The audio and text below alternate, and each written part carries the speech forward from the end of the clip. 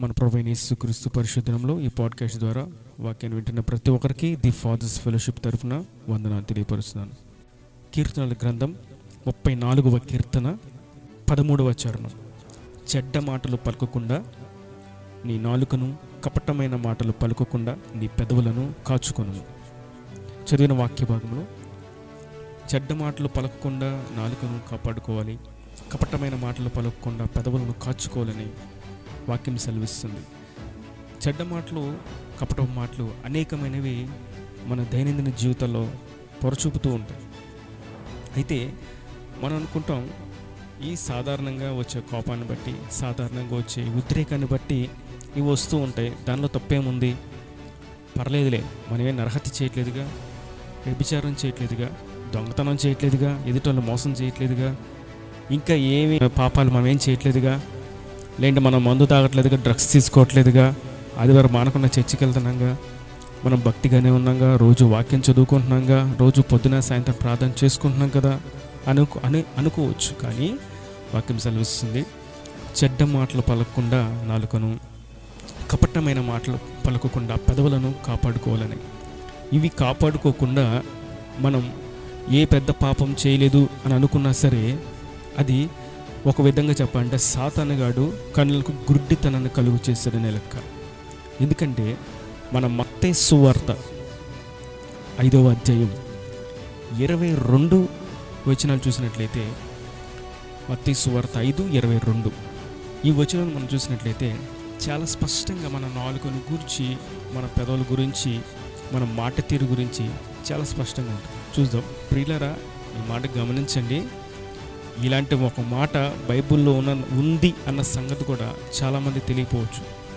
కనుకనే ఈ రోజున మనం చాలా చోట్ల చూస్తూ ఉంటాం, నోరు అదుపు లేకుండా, ఏమాత్రం మనం క్రైస్తవులు, మనం దేవుణ్ణి నమ్ముకున్నాం అనేటువంటి ఆ యొక్క ఆలోచన జ్ఞానము లేకుండా దాన్ని విడిచిపెట్టి అంగట్లో అమ్మివేసి సాతానుగాడికి ఇష్టానుసారంగా భూసంచారం చేస్తున్నట్టుగా వారి యొక్క నాలుకను మనం చూస్తాం. అయితే ఈ లేఖన భాగం మనం చదువుతున్న దాంట్లో ఇప్పుడు గమనించినట్లయితే ఈ వాస్తవం ఎంత వాక్యం ఎంత ఎంఫసైజ్ చేస్తుందంటే మాటలని జాగ్రత్తగా గమనిస్తాం.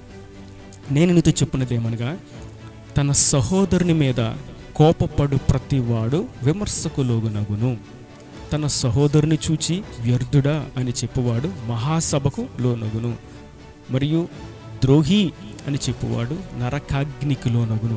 కాబట్టి ఇక్కడ 3 మాటలు మనం చూస్తాం. నేను నీతో చెప్తున్నాను ప్రియులారా, జనసంద్రం అని ఎదుట అనేకులు కూర్చున్నారు, ప్రభువు వారితో చెప్తున్నాడు, కోపడొద్దు. ఎవరి మీద? నీతో ఉన్న వారి మీద, నీ సహోదరుని మీద నిర్నిమిత్తముగా. అక్కడ మనం ఫుట్ నోట్లో చూస్తాం, 1 అనేసి ఉంది, నీ సహోదరుని మీద అని 1 వేసి కింద ఫుట్ నోట్లో ఉంది నిర్నిమిత్తముగా. ఇన్ ఇంగ్లీష్ ట్రాన్స్లేషన్ మనం చూసినట్టయితే వితౌట్ కాజ్ లేకుండా, అంటే సంబంధం లేకుండా, ఏ యొక్క నిమిత్తము లేకుండా, ఏ యొక్క హేతువు లేకుండా కోప్పడితే వాడంట విమర్శకు లోనవుతారంట. మరియు తన సహోదరుని చూసి వ్యర్థుడా. ఏమని వ్యర్థుడా అంటే అర్థం కాకపోయి ఉండొచ్చు, కానీ నేను ఇప్పుడు చెప్పే మాట మాత్రం బాగా అర్థమైంది.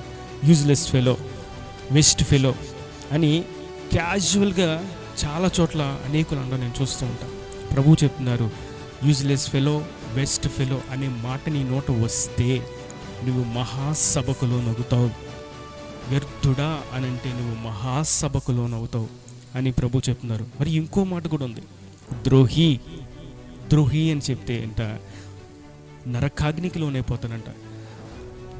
నువ్వు ద్రోహివి, నువ్వు పాపివి అని ఎదుటివాడిని అంట మనం కించపరిస్తే ద్రోహి అని చెప్తే అంట ఇక వేరే మారు మాట లేదు కానీ అని తిన్నగా తీసుకెళ్ళి నరకంలో పడేస్తారంట. కాబట్టి కోపం అనేది ఎంత తావు తీస్తుందో, తన నాలుకను కాచుకోకపోతే, పెదవులను అడ్డు పెట్టుకోకపోతే, వాటి విషయమే మనం ఆలోచించకపోతే ఒక వ్యక్తి దాన్ని గూర్చిన పరిణామస్థానాలు ఎంత దారుణంగా ఉండే మనం చూడవచ్చు.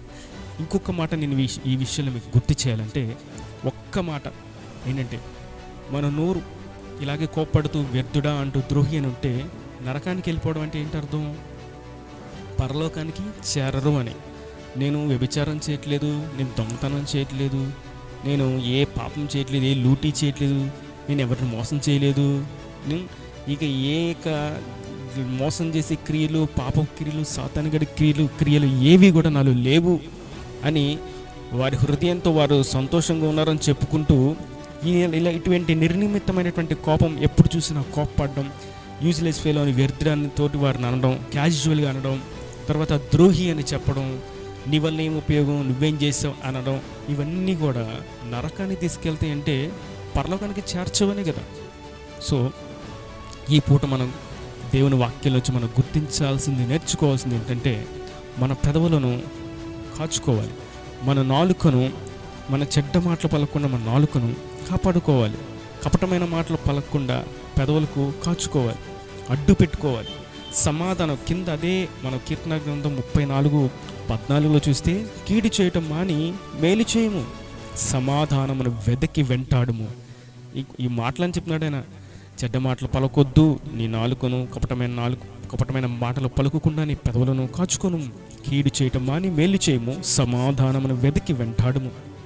కాబట్టి మనం కోపడిన సమయం లేకుండా, సందర్భం లేకుండా, ఊరిని మన కింద ఉన్నారు కదా, లేదా మనతో ఉన్నారు కదా, నేను చెప్పిందే చెల్లుద్దని ఊరిని కోప్పడతా ఉంటే విమర్శకులు నవ్వుతారు.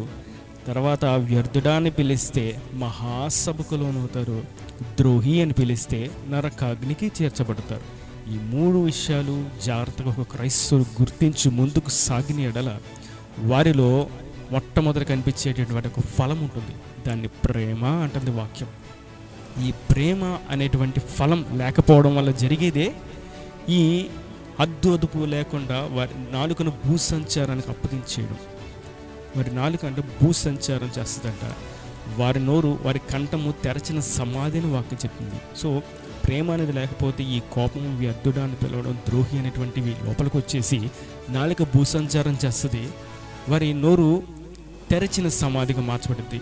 నోరు తెరిస్తే వ్యర్థమైనటువంటి మాటలు, వారి ప్రక్కన కూర్చోవాలని కానీ, వారు చెప్పే మాటలు, వారు మాట్లాడుతున్న మాటలు వినాలని కానీ ఎవ్వరికి అనిపించదు. అసహ్యం పుట్టింది, వారి యొద్ద నుంచి పారిపోతారు. కారణం తెరచిన సమాధి. అది తెరిచిన సమాధి దగ్గర ఎవరైనా కూర్చుంటారా? కంపు కొడుతుంది. కాబట్టి ఇటువంటి దుష్టత్వం అంతా హృదయంలో పెట్టుకొని నోట్లో నుంచి వచ్చే మాటలు ఎదుటి వారికి వాసన కొట్టిస్తాయి, వ్యర్థమైనటువంటి కంపును కొట్టిస్తాయి, తెరచిన సమాధిగా మార్చబడతాయి, మరియు భూసంచారం చేస్తూ ఉంటుంది వారి నాలుక అని వాక్యం సెలవిస్తుంది. కాబట్టి నేటి దినాన మనం కోపము మానదాం, తోటి వారిని వ్యర్థుడాన్ని పిలవడం మానివేద్దాం, ద్రోహి అని చెప్పడం మానివేద్దాం. ఆయన మనకు చెప్తున్నాడు, కీడు చేయకుండా సమాధానమును వెదకండి, నేను సమాధాన అధిపతిని, మీకు సమాధానం అనుగ్రహిస్తాను, నా ద్వారా తప్ప సమాధానం ఎక్కడి నుంచి మీకు రాదు. నేను చెప్పే సమాధానం శరీర సంబంధంగా ఒక జవాబుకు వచ్చే సమాధానం కాదు. ఈ సమాధానం పీస్, శాంతి, నెమ్మది. ఈ యొక్క సమాధానం నా యుద్ధ నుంచే మీకు రావాలి. నేను సమాధానానికి కర్తను, నేను షాలేము రాజును. కాబట్టి ఈ మాటలు మీకు రాకుండా ఉండకూడదంటే నా యుద్ధ మోకరించండి, నా పాదాల చెంతకు చేరండి అని ప్రభు చెప్తున్నారు. నన్ను అడగండి, నీకు దీన వస్త్రం ధరింపచేస్తా, మీకు సాత్వికం అనేది నేర్పిస్తా, నా కాడిని ఎలా మోయాలో మీకు నేర్పిస్తాను, మిమ్మల్ని తిన్నగా నా రాజ్యానికి, నా పరలోకానికి నేను తీసుకెళ్తాను, నా సింహాసనం మీద మిమ్మల్ని కూర్చోబెడతాను, మిమ్మల్ని ఆలిస్తాను, మిమ్మల్ని బలపరుస్తాను, మీ ప్రతి అవసరతను, అక్కర్ను నేను తీరుస్తాను. ఇప్పుడు నిన్ను వాళ్ళని పొరుగు అని ప్రేమించు, సహోదరుని ప్రేమించు, కోపడొద్దు, వ్యర్థుడనొద్దు, ద్రోహి అని అస్సలు. సమాధానం వెతికి వెంటాడండి.